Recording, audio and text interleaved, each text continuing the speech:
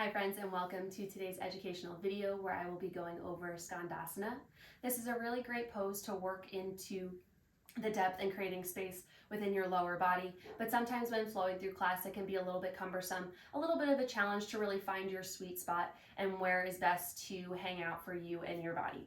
So during this class I'm going to go over the pose in general and break down the movement into it, trying to create a little bit more space for you and your body and hopefully give you that sweet spot that would work for you in your class. So for today, I'm going to start in a wide-legged position, almost like that five-pointed star. So I'm going to turn my feet out, open my hips up, so that my big toes are facing the corners out in front of me. So out in front of that long edge of the mat. And I'm going to be working into my right leg. Again, you can work whatever side feels good for you if you do these videos along with me. And so first and foremost, when coming down into that Skandasana, into that lower side lunge, I want to be mindful of where my knee is moving in space as it goes deeper and deeper and deeper. So in order to do that, so I'm opening my right hip starts open. I start to bend into that right knee a little bit more. And I just want to check in and make sure that right knee is tracking over top of my foot. So if you feel like it's collapsing down, you want to turn on, engage those muscles within the outer hip, within the outer thigh. Stay mindful, engaged, and strong, and use that to support you, to guide you deeper into this pose. And so staying active within the outer edge of the right thigh, sinking low. The lower you get, your right knee is going to track beyond your toes. As long as there's no discomfort, pain, anything like that, you are a-okay moving in this direction. So I'm staying strong within the outer side of my leg, sinking nice and deep, letting my hips fall heavy. Spinning onto the back heel, letting the toes lift towards the sky. Sitting my hips low. Here we are, Skandasana. This is the deepest expression of the pose. So if you're able to get here, awesome. But if you are here, I want you to check in with a few different things within your body. So checking in with myself first and foremost, I stayed engaged within my outer thigh my whole way down. But now that I'm here and hanging out, I feel that my right knee is coming in towards my body just a little bit more. So a-okay, can I check back in with my thigh? Can I push my right knee out and open? Can I keep that space?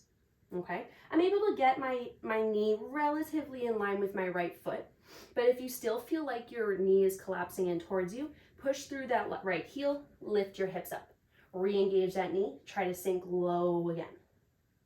If you sink low and that knee comes back in towards you, here's your sweet spot, okay? You're gonna really be relying on the muscles within the thigh, within the lower leg. So you're gonna feel them turn on a lot more. Grab a set of blocks, use your fingertips, support your spine, your upper body. Try to bring as much lightness as you can so that you feel a little bit more supported. Okay, so you can hang out here a little bit longer, again, depending on the flow that you're participating in to access this pose. Okay, so that's number one.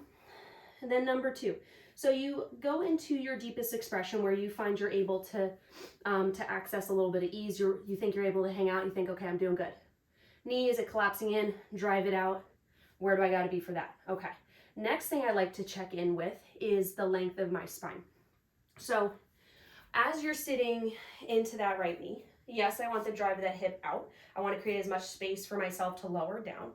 But as I'm lowering down, I also want to keep length within the spine. I want to bring the tailbone back in space to keep that length as I sit the hips low. So if you get to a certain point and you feel like you're starting to then curl into yourself, you're finding that C curve within your spine, again, prop yourself up. Try to find that length through the tailbone, through the crown of the head, keep that length. The second you start to feel it curl into that little C, you lift back up out of it. You want to keep that length within the spine and to keep integrity within your body as you explore a deeper expression of the pose. So the knee, the low back, and then another thing I like to check in with is where my heel is in space.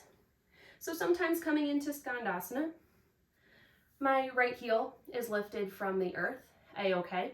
As long as everything else feels comfortable, as long as you're keeping that right hip open, the spine is long and you're working towards that direction of letting the right heel fall heavy, you can go ahead and bridge that gap between the mat and your body by just sneaking a blanket underneath your heel. If you have a really small space between your heel and the mat, you can always roll the mat up to give yourself a little bit of support, a little bit more feedback to keep that length within your body.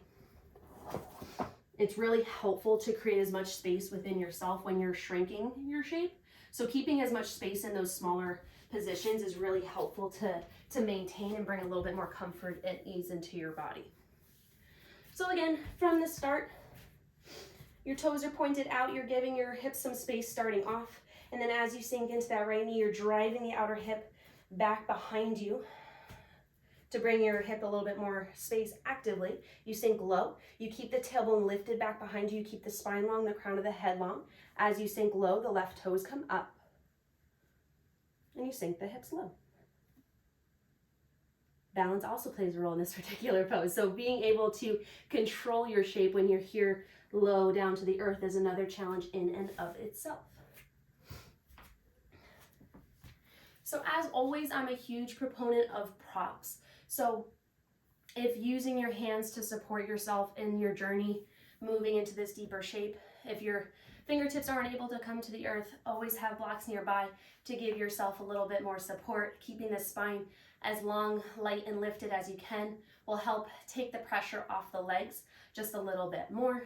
And then of course, if exploring any depth of any pose is challenging, uncomfortable, or you feel like you're overcrowding yourself, always lift out of it and give yourself a better opportunity to sink into your space with a little bit more control, mindfulness, and again, maintaining as much space as you can as you shrink your shape throughout class. So I hope you found this to be helpful. I know it can be a little challenging to know where to move your body to make poses a little bit more accessible. So I hope this was helpful for you in your journey. So please let me know if you use this class to help in this particular pose in Skandasana. And I look forward, as always, to seeing you in class. Have an awesome day.